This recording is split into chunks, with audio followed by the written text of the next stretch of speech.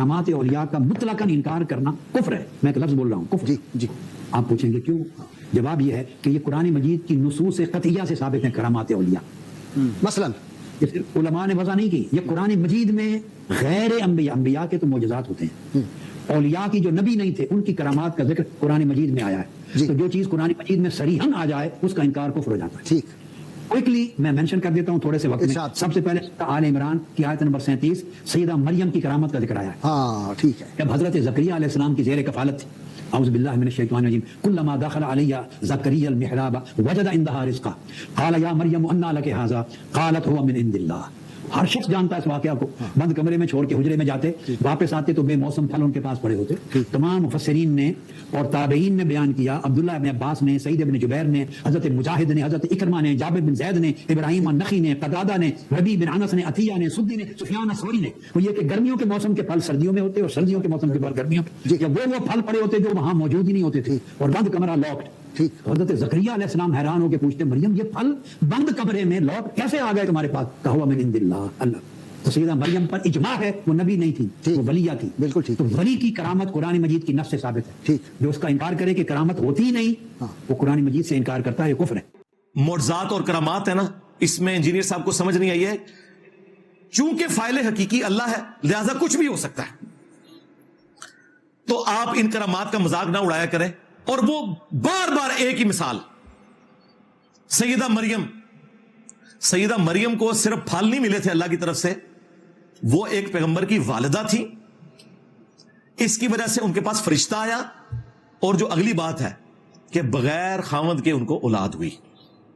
تو پھر پورے طریقے سے کرامت ثابت کرو. مجھے ان بزرگوں کی لسٹ چاہیے جن کے باپ نہیں ہے. ہائے ہائے ہائے، ٹائم کیا مت ہے کہ مفتی صاحب لسٹ دو کدا پیو نہیں پلبدا. اگر تم نے عیسیٰ ابن مریم اور سیدہ مریم علیہ السلام کی مثالیں دینی ہیں تو مجھے ان بابوں کی لسٹ بھی چاہیے جن کے باپ کوئی نہیں ہے. تو آپ سمجھ رہے ہیں نا اس کا مطلب کیا ہوگا؟ کرامت نہیں رہے گی، کچھ اور ہی بن جائے گا. انج نہیں کرامتاں بن دیا. معجزات اس لیے ہوتے ہیں کہ نبیوں کو اللہ نے منوانا ہوتا ہے، بابوں کو اللہ نے منوانا نہیں ہوتا. کرامت کا مطلب ہے کہ اللہ کا کرم ہو جائے. اور خود مفتی صاحب بھی مانے کسی کے اختیار میں نہیں ہوتا. جب اختیار میں نہیں ہوتا تو پھر آپ کیوں اس طرح کے کلیم کرتے ہیں؟ اچھا، پھر انہوں نے مثال دی جی وہ تخت بلقیس والا واقعہ. تخت بلقیس والا واقعہ ہم بھی عام حالت میں سمجھانے کے لیے اسے کرامت کہتے ہیں، لیکن اگر آپ اسے دقت نظر سے دیکھیں تو وہ کرامت ہے ہی نہیں ہے. کیونکہ قرآن میں الفاظ ہیں کہ ایک شخص جس کے پاس کتاب کا علم تھا اس نے تو دعویٰ کیا. کرامت تو کبھی دعویٰ کر کے ہوتی ہی نہیں ہے. اگر یہ کرامت ہے تو اس سے پہلے جو جن کھڑا ہوا تھا وہ بھی صاحب کرامت ہے، کیونکہ اس نے کہا تھا میں آپ کی محفل برخاست ہونے سے پہلے اس تخت کو لے آؤں گا. اس تخت کو تو کوئی ہلا بھی نہیں سکتا. تو وہ بھی کرامت تھی. اس کو جن بیچارے کو پوچھتے ہی نہیں. یہ بھی کرامت کوئی نہیں ہے. اس کے پاس کتاب کا علم تھا. اور مفتی صاحب سے اسی پوڈ کاسٹ میں غلطی ہوئی، کہتے ہیں انجیل کا علم تھا. انجیل تو کئی سو سال بعد نازل ہوئی ہے مفتی صاحب. انجیل کا علم نہیں تھا، کتاب کا علم ہے. اور اس طرح کا علم آج بھی اگر کسی کے پاس ہے تو کر کے دکھاؤ. انجینئر صاحب نے پڑھے ہے. وائٹ ہاؤس غائب کرو، مارگلا عزت رکھو، پورے پاکستان کو بریلوی دیوبندی کر لو. ہاں، اصحاب الکہف کا 300 سال تک سوئے رہنا یہ کرامت ہے. لیکن اس کرامت کا بھی اینڈ یہ ہے کہ اصحاب الکہف کو خود بھی پتہ نہیں چلا وہ کتنا عرصہ سوئے رہے ہیں. جب وہ اٹھے ہیں تو کہ کہہ رہے ہیں کہ ہم دن یا دن کا کچھ حصہ سوئے ہیں. ان کو پتہ ہی نہیں تھا 300 سال. یہ کرامت کا اینڈ یہ ہوتا ہے.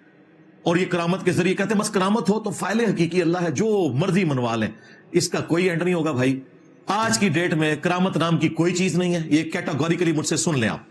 کرامت زیادہ سے زیادہ یہ ہے کہ آپ کوئی دعا کریں، اللہ تعالیٰ آپ کی دعا سن لے. کر کے کچھ نہیں دکھا سکتا.